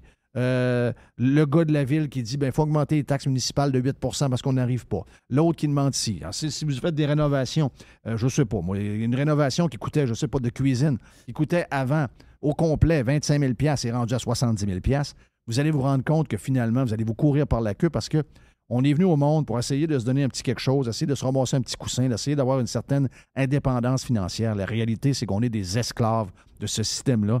Et les pires, pour venir le chercher, c'est les gens qu'on a nommés pour s'occuper de nous autres. Ce sont les pires, je dirais, comment est-ce qu'on pourrait dire, des sangsues, là. Ceux qui se croient après vous autres pour aller tout siphonner votre sang, tout ce que vous avez en dedans de vous autres. Donc, ce gars-là, qu'est-ce qu'il fait? Le gars-là, il dit, mais là, c'est le temps de monter les taxes. Lui, il parle pour le municipal. Il dit, ça n'arrive pas. Là. Il nous manque d'argent. L'affaire coûte cher. Les employés coûtent cher. Là, le monde, ils nous disent, ça peut être le temps là, de faire un ménage avant de monter les taxes, peut-être diminuer. Oh non, on l'a déjà essayé, puis ça se fait pas. Lui, il dit qu'il n'y a pas de gras. Lui dit, il n'y a pas de gras dans les villes. La bombe disait ça à tour de bras. Ah oui? La bombe disait ça. Ces villes-là, n'oubliez pas, là, peut-être vous ont regardé il y a 25 ans, ils ont grossi un peu, pas tant que ça, mais il y avait peut-être 3 500 employés. Maintenant, ils sont rendus à 5 500 employés. Mais à les entendre, il n'y a pas de gras. C'est pas vrai qu'il n'y a pas de gras. C'est parce que ce sont des idiots technologiques, ces gens-là. Entre autres, je comprends que vous auriez toujours besoin d'un gars pour aller... Vous avez toujours besoin d'un col bleu pour déneiger le trottoir. Vous avez toujours besoin d'un col bleu pour aller arranger un tuyau d'eau qui pète. Ça, c'est clair. Mais est-ce qu'on a besoin d'autant de fonds, ce qu'on appelle les cols blancs, qui ramassent les taxes de la même manière qu'ils ramassaient il y a 40 ans? Est-ce qu'on a besoin d'avoir autant de fonctionnaires dans un paquet de départements? Est-ce que les villes ont besoin de mettre leur nez dans toutes sortes de patentes dans lesquelles ils n'ont pas d'affaires alors que le gouvernement provincial y est déjà ou encore que le fédéral y est déjà? Est-ce qu'on a besoin d'avoir un doublon ou encore même la troisième patente pareille, mais maintenant rendue au provincial? Le but là, d'une ville, c'est juste de ramasser des poubelles, puis de ramasser de la neige, puis de s'occuper que la patinoire est glacée, puis qu'on ait assez pour qu'à fin février, quand le soleil va monter, que la glace toffe. C'est ça le but d'une ville. Non. Et on parle d'augmentation, puis on l'entend, là. On a entendu la mairesse de Montréal, 8 % d'augmentation, 8 %.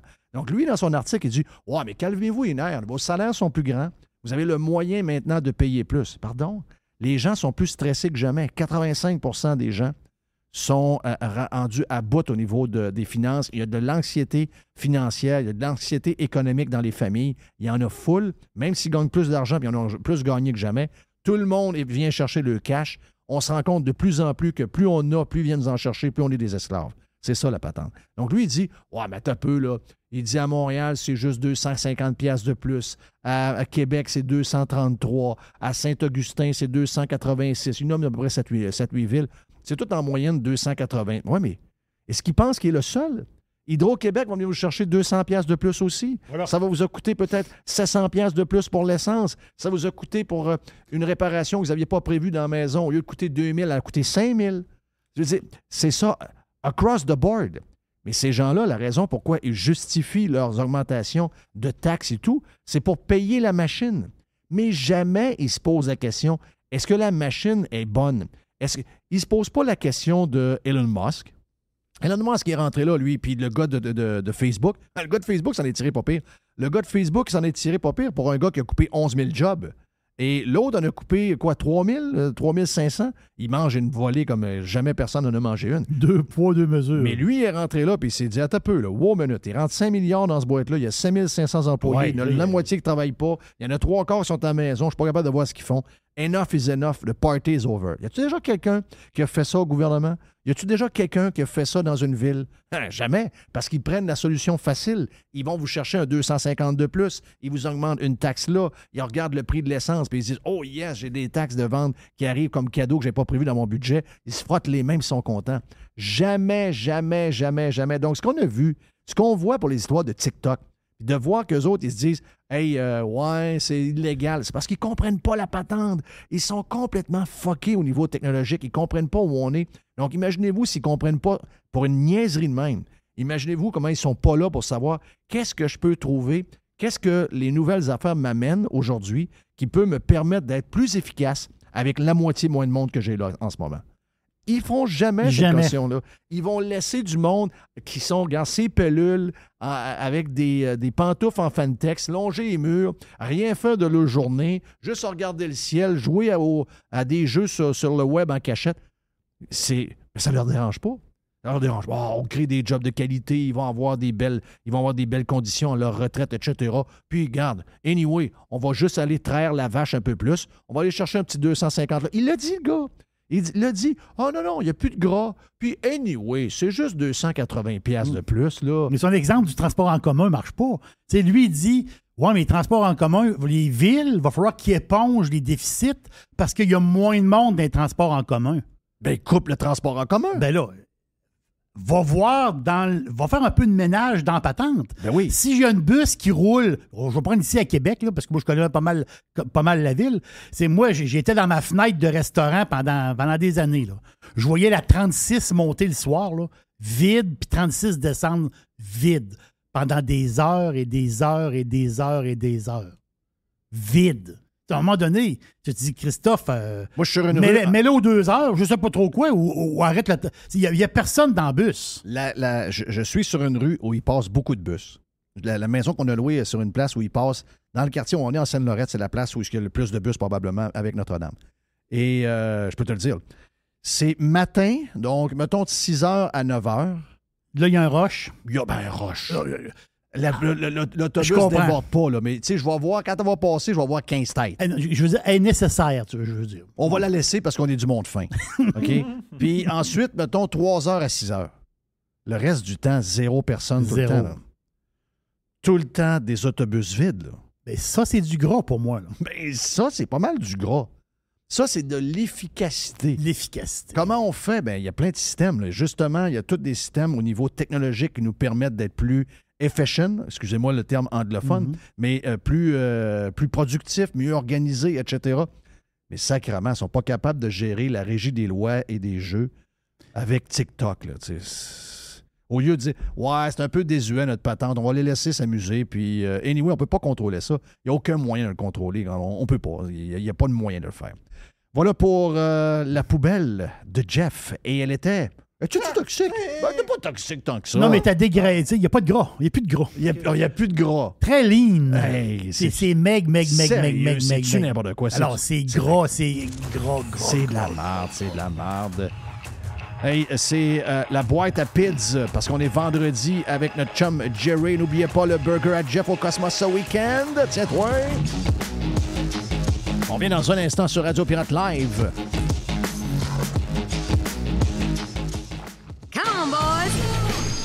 Pirate. Radiopirate.com. Radio Pirate. Do you like it? Yeah. RadioPirate.com. Oui, bonjour. Je voudrais commander une pizza, s'il vous plaît. La boîte. Pizza.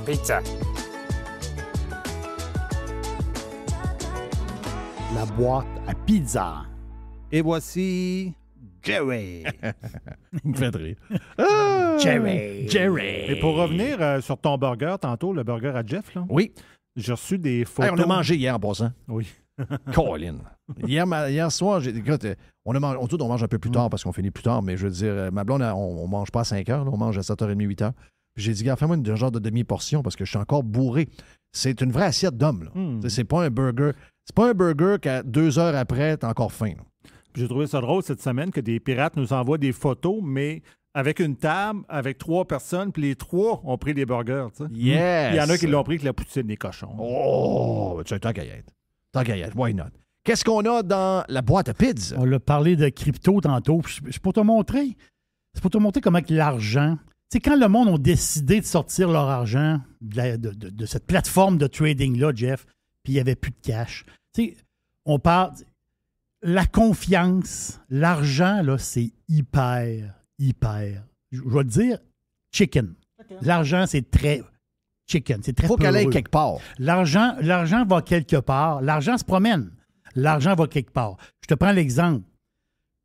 Paul Allen. Paul Allen, c'est le cofondateur. Ben, il est décédé. Le cofondateur de Microsoft avec Bill Gates. Et lui, c'est un gars qui est multimilliardaire. Mais le monsieur Allen, qui est décédé en 2018, là, la succession, autrement dit, il liquide des affaires qu'il avait. Et lui, il avait une collection d'art.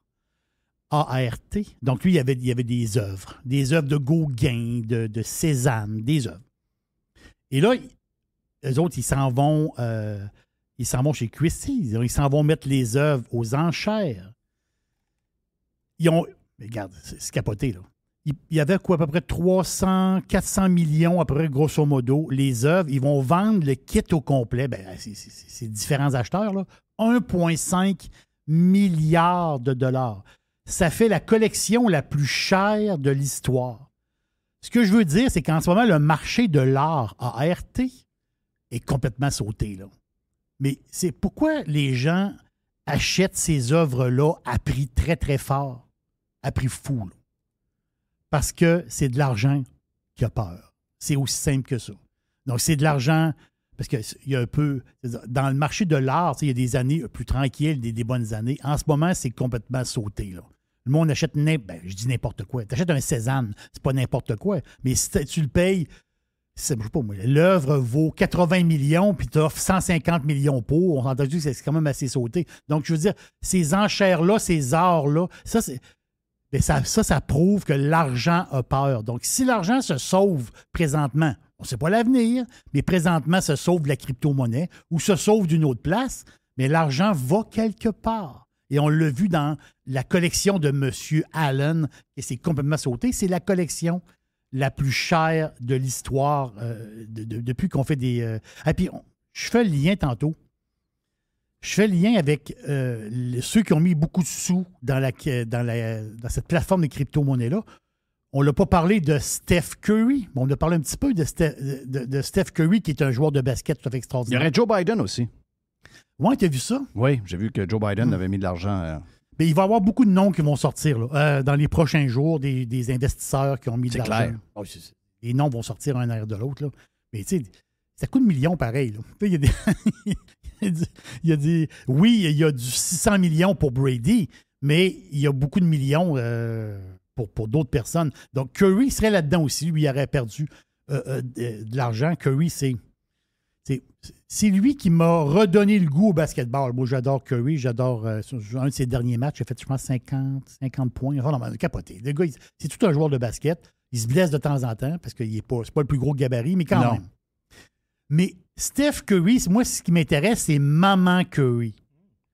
Sonia Curry. L'aime, Maman Curry. Ah oui, Maman Curry. Sonia Curry. Elle est toujours à quelques pieds de l'ancien bonhomme. Lui est noir, elle est blanche. C'est ça? Oui, mais elle, oui, c'est ça. Mais elle est pâle ou quoi? C'est quoi? Elle a peut-être un peu de latino. Ah ouais, elle fait latino un peu. Un peu. Oui. Mais les autres, ce sont Sonia Curry, elle, son mari, on m'a dit. Lui, c'est un joueur de basket aussi, le monsieur. Oui. Donc, c'est un Lui devait être plus vieux qu'elle. Oui, il est plus vieux qu'elle. Parce qu'elle a fait jeune encore. Oui, elle fait jeune encore, puis elle est de toute beauté. C'est une là. belle femme. Là. Oui, puis elle a un style spécial. Elle a un style, là, on va le dire, un style de femme que moi, j'aime beaucoup. Donc, Mme Curry, ils ont eu 3 enfants, le couple, mais ils sont divorcés aujourd'hui. Ils sont divorcés, je pense, depuis 1 an à peine, ou peut-être un peu moins. Ça a fait jaser pas mal, ça. Oui, ça a fait jaser beaucoup. Ils ont eu 3 enfants. Okay? Le premier, c'est Steph, le joueur de basket, qui a 34 ans aujourd'hui. Le deuxième, c'est Seth Curry, qui a 32 ans. Ça, c'est le deuxième. Et ils ont, on n'entend pas trop parler, Seidel Curry, elle a 28 ans, c'est une fille. Donc, 2 gars, une fille. Seth Curry, le deuxième, il joue aussi au basket, il joue pour les Nets. Mais il n'est pas aussi bon que son Lui, frère. quand il se fait dire, il se fait présenter, c'est le frère à Steph. Oui, c'est exactement ça. Oui. Toi, tu es le frère à Steph. Ça, c'est plate. Oui. T'sais. Mais ça arrive, c'est arrivé pour Roy aussi. Oui. Mais ça. Puis le frère Roy s'appelait Steph. Oui. Exactement. Mais mon histoire, je veux te parler de Sonia Curry pour une chose. Sonia. Mais Salut, Sonia. Elle a 56 ans. Ça, c'est vieux. oui. Mais je veux avoir ton avis. Ah, ça, regarde. Ça, là. Mais J'en ai rarement. Là. OK. Sonia Curry, Yes. elle a sorti un livre. OK. Son livre, ça s'appelle Fierce Love. Un peu, là. Déjà que j'ai le livre pendant les fêtes à Chandler de Matthew Perry, Oui, tu en as un autre. qui sacrait des volets en 5e année à Justin Trudeau. Juste pour ça, je veux le lire. Juste pour ça, ça vaut la peine d'acheter le livre. Même si j'ai déjà lu le paragraphe en question, on va le relire pareil. Là, tu me dis qu'il y a un livre pas pire. Ça, c'est pas pire, là. Fierce Love, c'est Amour féroce. Oui. Non, donc, mais c'est Madame Curry, mais elle a écrit ses mémoires. Mais ça me fait toujours un peu sourire parce que, tu sais, la fille, À 56 ans. à 56 ans, écrit ses mémoires. Ouais. Bah, c'est n'importe quoi, c'est pas grave. C'est pas grave. C'est pour s'amuser, puis veut pas, elle va vendre beaucoup de livres. Mais son livre, il est sorti là, il y a quelques semaines. Sauf qu'il n'y a pas beaucoup de monde qui n'ont parlé. Puis là, ça commence à sortir un peu. C'est que elle, je me répète, elle a eu 3 enfants. Stephen, L'autre, Seth, qui est le deuxième, puis la troisième. et Seidel, qui est la quatrième, Ça, qui est c'est la une fille. troisième, une fille. Et elle, c'est quoi, là? Gaël? Ben, elle, c'est-tu elle, l'histoire?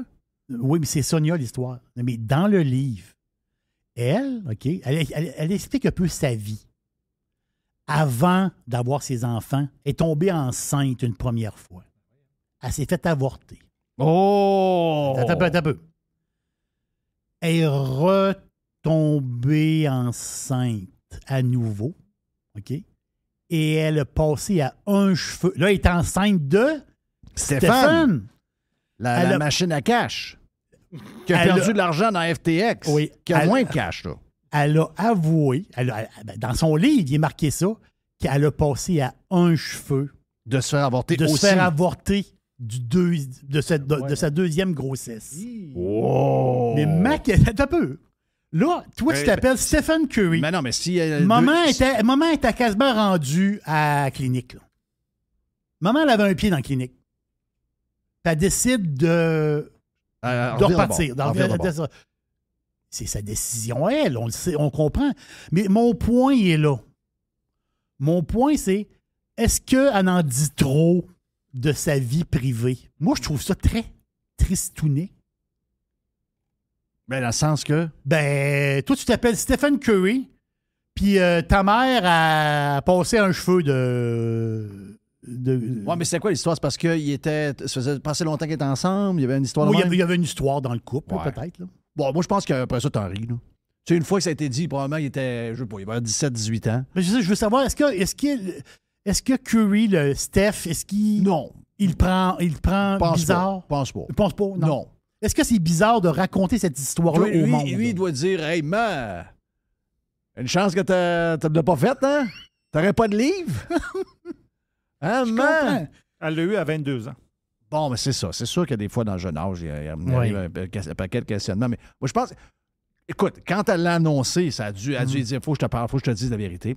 Puis là, après ça, ben, dans le livre, il faut que tu mettes des affaires de même. Là. Sinon, je comprends. Si t'as pas des affaires de même dans le livre, fais pas de livre. C'est pas intéressant. Ça prend des affaires de même. Je sais. T'sais, Matthew Perry, il a sacré une claque sur la gueule à Justin Trudeau. Excuse-moi, c'est très drôle. Là. Ah oui. Parce que l'histoire, c'est que, les gens qui ne savent pas, c'est que la mère de Matthew Perry de Friends, c'est un Canadien. Donc, elle, c'était l'attaché politique de Pierre Elliott Trudeau. Pierre Elliott Trudeau. Là. Exact. Papa. Donc, eux autres, ils ont été élevés, puis ils ont été à la même école. Ils étaient ensemble. Là. Donc, là, ben, Justin, il a déjà parlé de ça, même par Twitter. Il a dit, « Hey, Matthew, est-ce qu'on fait une revanche? » Ben, il dit, là, depuis que tu es chef d'une armée, non. Okay. Tu sais, en voulant dire, avec toutes les F-18, mais toutes les patentes, c'est un genre de joke à la Matthew Perry. Mais il faut être des affaires de même. Si t'as pas des affaires de même, le livre est plate en tabarouette. Je comprends, là, mais c'est. Je sais pas, moi, ça m'a fait. Moi, je trouve ça très, très personnel. Ben, c'est sûr, mais eux autres, il n'y a plus rien de personnel. Ouais, Nous autres, on n'est pas à ce niveau-là, dans le sens qu'on a des vies normales. Eux autres, c'est... Je sais, c'est dans un autre monde. Puis en plus, c'est ça, c'est un autre monde. Puis l'époque, en plus, c'est le même, où tout le monde... Tu sais, moi, il y a 20 ans, quelqu'un qui me disait publiquement qu'il faisait une dépression, là, il en allait à la TV ou disait ça dans le journal, je trouvais ça... Aujourd'hui, c'est ceux-là qui en font pas, qui sont ouais, weird. c'est ça, je comprends. Hein, t'as pas fait de dépression? Voyons. T'en veux-tu une? Mais dans le temps, je me disais, pourquoi tu me comptes ça? J'ai pas besoin de savoir ça. Mais t'as raison. Je me pose encore souvent cette question-là, mais c'est l'époque dans laquelle on est. Hey, est-ce que j'ai le droit d'aller... Est-ce que j'ai le droit de dire quelque chose? Parce que je sais que ça va t'intéresser. Est-ce que j'ai le droit? D'aller dans... Non, mais c'est parce que c'est ta boîte à pizza. C'est pas ma Tout poubelle. le monde peut entrer dans la boîte. Dans ce temps-là, il faut que tu répondes. Vas-y, Jeff. C'est parce que la raison pourquoi je veux c'est parce que en même temps, je fais comme toi, je veux ton avis. Parce que, tu sais, il y a beaucoup de haine envers les Américains, on en a parlé tantôt. Oui. Mais une des affaires pourquoi on les haït, ou les gens les haït, pas moi, moi je suis un Américain avant tout, les gens qui les haïssent, je pense que c'est un peu de jalousie. Parce qu'ils ne sont pas tuables. Ils sont pas couchables.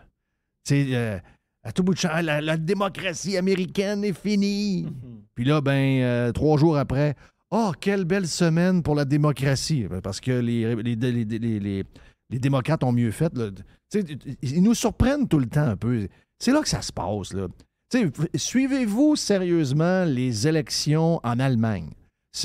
Non. On suit un peu la France là, par défaut. On ne suit pas bien les élections italiennes. On s'est occupé là parce qu'il y avait quelqu'un d'un peu plus spécial. Puis on la trouvait sympathique puis dynamique. Mais je veux dire, on s'en intéresse pas bien. Mais tu sais, tout le spotlight est sur eux autres encore. Là. Je peux bien croire que la Chine sont 1,4 milliard puis ils deviennent de plus en plus riches, etc. Mais il y a quelque chose dans la sauce américaine de spécial. Puis je pense que ça s'explique avec ce que je vais te donner là comme sondage. C'est un sondage qui a été fait à peu... c'est Forbes, OK? Donc, ils ont demandé dans 8 pays, les 8 pays importants, là, Grande-Bretagne, États-Unis, Canada, France, les mêmes pays d'habitude. Ils ont demandé aux gens, ils ont pris 1000 quelque chose personnes, ils ont demandé avec quel montant d'argent vous êtes sécure puis avec lequel vous pouvez avoir votre vie idéale. Dans tous les pays, sauf un, le montant, c'est le même. C'est 10 millions de dollars. OK. 10 millions, placer les intérêts, moi, avec ça, je suis en voiture. C'est ça. Donc, 10 millions, si on fait une affaire vite, ça donne à peu près 500 000 par année.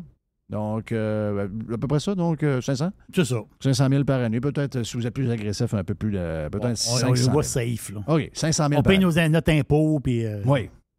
Mais dans les 8 pays, il y a un pays qui a dit, non, pas 10. 100. OK.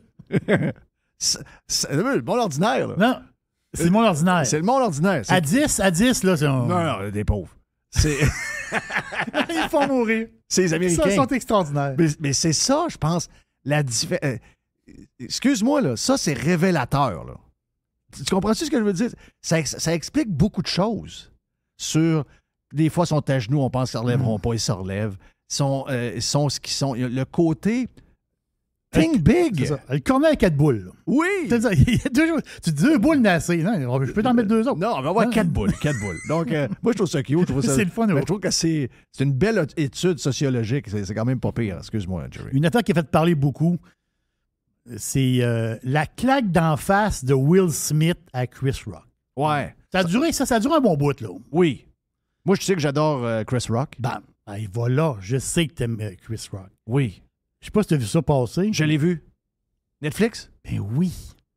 Il va y avoir un show d'humour, mais live. Yes. Donc, pas enregistré. Mais c'est sûr qu'il y a beaucoup de shows d'humour là, sur Netflix. Tu sais, on fouille un peu, il y a de l'humour, on peut en trouver. Mais un show live sur Netflix. C'est pété, là. Ça, c'est une première. Là. Ça, c'est capoté. T'as peu, mais là, t'as live, t'as l'heure. Là, oui, c'est une autre affaire. là t'as live, c'est live. Là. Ben live, c'est si t'es sur la côte ouest, mais il y a un décalage horaire. Là. Il a fait un saut pareil, hein? L'histoire de la claque. Bing. Il s'attendait pas à ça, là. Mais il dit qu'il n'en parlera pas dans le show d'humour. Non. Ben oui. Ben, c'est sûr qu'il va y avoir une patente. Là. Voyons. Ils ont dit, vas-tu en parler? Est-ce que ça va faire partie de ton show live? Il dit non. Non, il dit, j'en parlerai pas du tout de ça. Il dit, je ne parle plus de ça. Man. Non, mais je pense que l'autre est... l'autre va pas bien. Will, tu sais, les gens qui ont écouté The Fresh Prince of Bel-Air, il y en a beaucoup qui adorent... tu sais, moi, c'est la Legend, pas tant de choses. Tu sais, quand il était à New York. Oui. Ça me... Amel Legend? Oui. Ça, c'est un excellent film. Là. Ouais. On est capable de voir New York de même. Hein? Quand il joue au golf, il n'y a plus rien autour, il frappe des balles sur... Mais, tu sais, je l'aille pas, là, Will Smith, mais tu vois que... Mais Will Smith, à la base, regarde, là... Moi, je pense qu'elle l'a fucké raide. C'est ça, hein? Toi, Ben, tu c'est penses ça, je Tu penses ça? Oh oui, c'est la Je madame. pense qu'elle l'a fucké raide. Elle a un regard bizarre, elle. Elle me fait peur. Mais ils se sont laissés repris, puis il n'y avait pas comme un genre d'entente entre les deux, d'espèce de couple libre qui pouvait Ouais, aller mais je voir pense que c'est chacun de elle leur beaucoup. bord. Hein? Je pense qu'elle l'a fucké, là. Ah oui? Elle a fucké notre homme. Tu sais, ça peut arriver, là.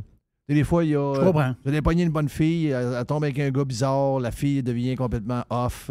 Tu sais, À l'inverse, ça arrive aussi, là. le monde pas équilibré, là, quand ils sont fâchés contre quelqu'un, ils peuvent se revenger sur quelqu'un d'autre. Ouais. Ça peut arriver. Mais tu sais quoi, ultimement, c'est lui qui l'a choisi, puis deuxièmement, il a dû avouer qu'elle était fucké un peu. Il est resté avec pareil. Donc, c'est un peu...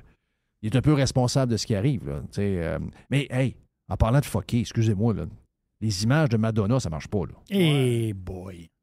Je sais que c'est ta préférée en plus, là. C'est pas ma préférée, ça ne l'a jamais été, mais ça fait pitié, ça n'a pas de bon sens. Ça va finir mal, ça. Ça va finir accroché. On va venir sur un Instagram, puis elle va se photographier elle-même accrochée à une corde. Tu sais, le téléphone va comme prendre la photo une minute après. Arrête. Je Non, sais. c'est Non, mais elle a besoin d'attention. Hey, la patente de sriracha.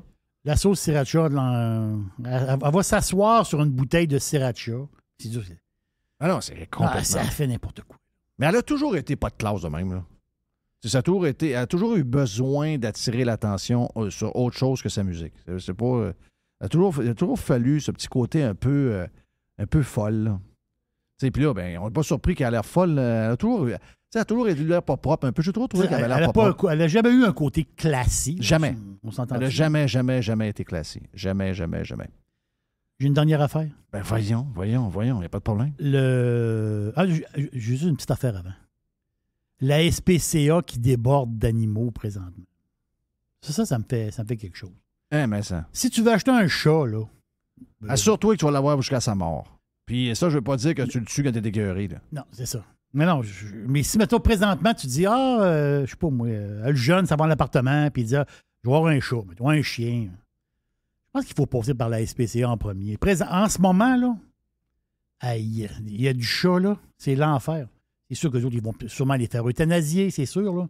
Mais quand même. Mais c'est triste, pareil. C'est triste. Chat euthanasié. On s'en est parlé, je pense, pendant la campagne électorale de tout ça, qu'on était un peu mal organisé pour les affaires. Mais vraiment mal organisé. On est une des pires places. C'est la place où il y a le plus de patentes bizarres pour des... Comment ça s'appelle ça? Des machines à chiots. Usines à chiots. Des usines à chiots. La femme qui sent quelques chiens dans chez eux. Ah non, on est très bizarre. Tu sais, veut dire, il y a quelque chose à faire là-dedans. Là, on est des tout croches. Je pense que c'est ça. On est des tout croches. Si on mettait des vraies lois, puis si on avait des vraies places, puis des gens qui faisaient des dons, puis qu'on organisait ça comme du monde, puis faire comprendre au monde que c'est un commitment. Tu vas chercher un animal, c'est un commitment jusqu'à son dernier souffle.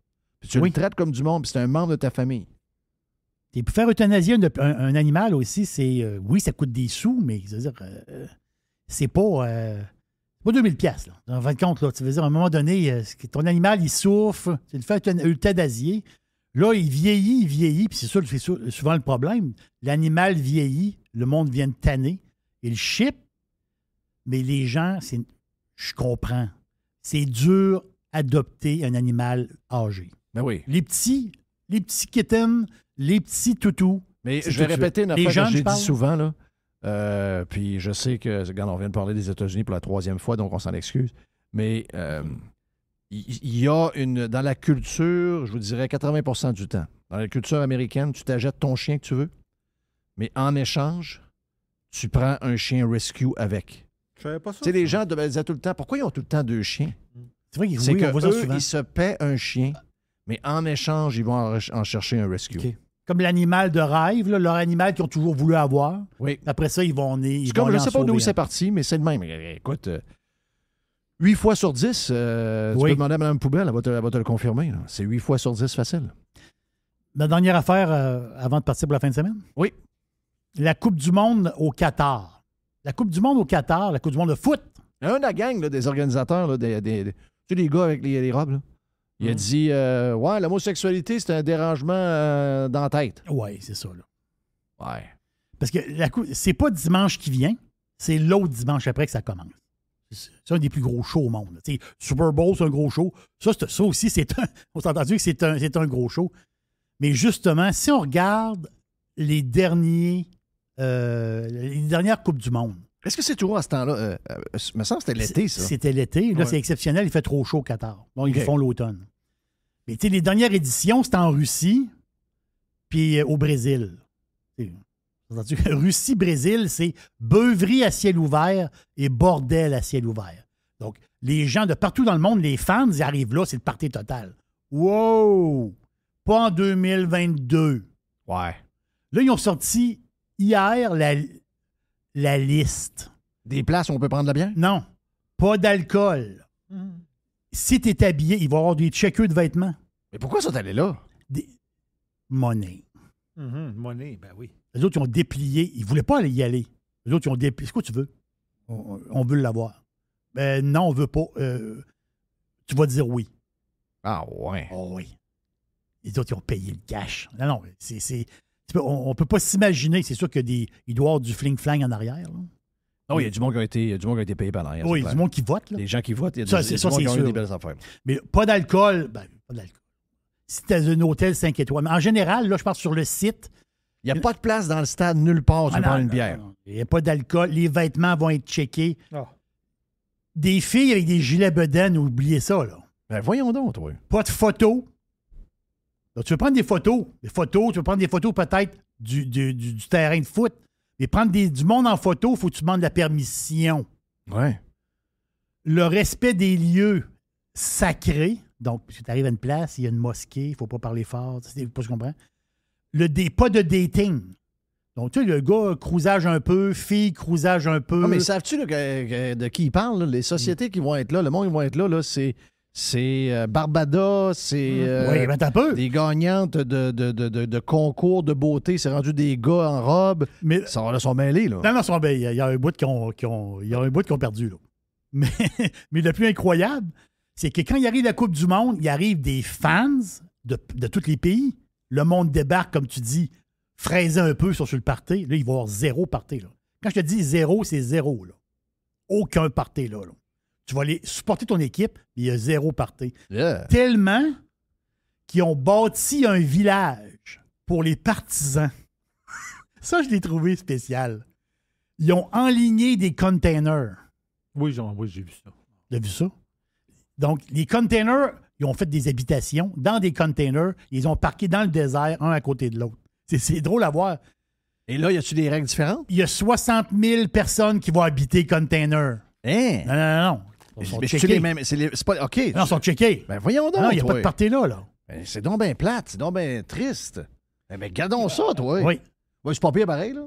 Ils ont mis du tapis à grandeur. Ils ont, Ils ont trimé ça, là. Je veux dire, ils ont trimé ça, mais quand même, les partisans vont être mis comme à... Les fans sont mis comme à part. OK, parce qu'il allait manquer d'hôtel, j'imagine. Il manque d'hôtel. Il manque d'hôtel. Mais ils vont checker le monde. En tout cas, ils l'appellent, c'est la Coupe du Monde zéro party. Sais-tu comment elle coûte l'organisation de la Coupe du Monde cette année? As-tu un chiffre? Je sais pas, moi, quand je te dirais que c'est rendu tellement fou. 1 milliard. Non, Qu'est-ce qu'il y a? t'es pas là, là. Je suis pas là. Ouais, 5. Écoute, j'espère que c'est le bon chiffre, mais là, je suis au bon endroit. C'est un record cette année. Ça va coûter 156 milliards. Voyons donc. Ils ont bâti du stade, des Oublie pas routes, que, des affaires. Oublie pas qu'il y a un stade les stades qu'ils ont construits coûtent 1 milliard pièces. Chaque. Oui. Wow. Ils en ont fait, je sais pas, là, il y en a peut-être 8, je sais pas. Là. Tabarnache. Mais tu sais, entre... on fait le défilé du Père Noël avec une drag queen qui devient la fée des étoiles. Puis ça, il n'y a pas un milieu Oui, il y a un milieu. OK, pointe-les sur la map de Google, je vais y aller. Toi, t'es un gars de milieu. Non, moi, j'étais un gars de milieu. J'ai toujours été un gars de milieu.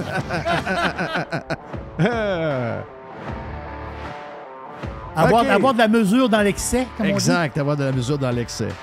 Hey, on est parti pour le week-end. Nicole s'en vient. Et pour combattre Nicole, il n'y a rien de mieux qu'un burger à Jeff. Dans les deux cosmos. See you, my friend Jerry. Yes. See you, my friend Mr. White. Continue. Oh, yes. On est parti pour le week-end. Bye.